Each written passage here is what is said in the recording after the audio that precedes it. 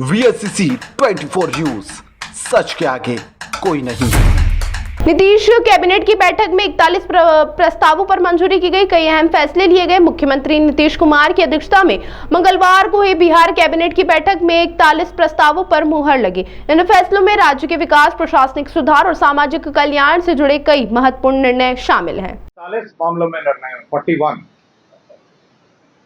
पहला एजेंडा था जो राज्य सरकार ने बिहार राज्य सफाई कर्मचारी आयोग गठन का निर्णय लिया है। आपको जानकारी होगा कि हमारे जो सफाई कर्मी हैं उनकी विकास और उनकी हितों की रक्षा करने के लिए एक सफाई कर्मचारी आयोग का गठन किया गया है। इसके अंतर्गत एक अध्यक्ष होंगे, उपाध्यक्ष होंगे, जिसमें 5 सदस्य होंगे, जिसमें एक महिला या ट्रांसजेंडर और 4 पदेन सदस्य होंगे। तो ये बिहार राज्य सफाई कर्मचारी आयोग का गठन राज्य सरकार ने करने का निर्णय लिया।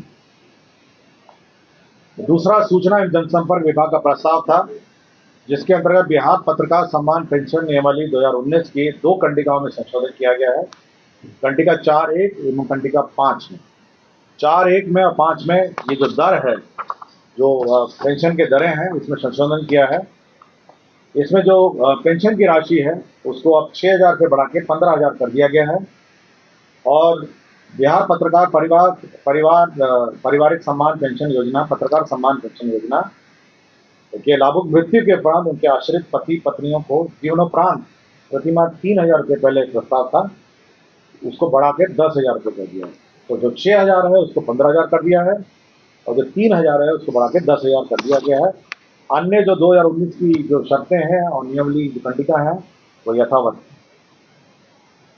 पशु एवं मत्स्य संसाधन विभाग के द्वारा ये सेवा शर्त एवं नियुक्ति एवं सेवा शर्त संशोधन नियमावली 2025 स्वीकृत किया गया।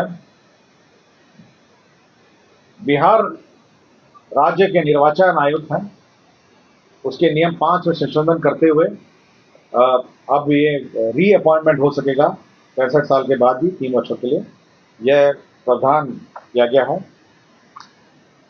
पशु एवं मत्स्य संसाधन विभाग के द्वारा विभिन्न डेयरी से संबंधित परियोजना की स्वीकृति प्राप्त की गई है।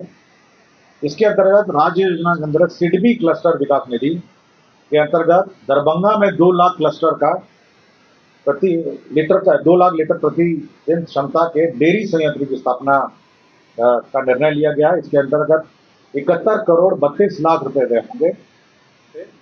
जो प्राथमिक और माध्यमिक और उच्च माध्यमिक के जो भवन हैं, स्कूल के भवन हैं, उनको मरम्मती का प्रस्ताव था। प्राथमिक शिक्षा निदेशालय द्वारा जो प्राथमिक विद्यालय हैं, इसमें 270 करोड़ रुपए मरम्मती में व्यय होंगे और माध्यमिक में 276 करोड़ 33 लाख रुपए जो बिल्डिंग है उनकी मरम्मती होगी। विभिन्न प्रकार की मरम्मती दोनों प्रकार के भवनों में होगा। मंत्रिपरिषद ने पटना शहर के अंतर्गत नेहरू पथ पर डॉक्टर राम मनोहर लोहिया पथ चक्र का निर्माण कार्य हेतु ये रिवाइज्ड एस्टिमेट सैंक्शन किया है, जिसका अंतर्गत 675 करोड़ 50 लाख 70 हजार रुपये में होंगे।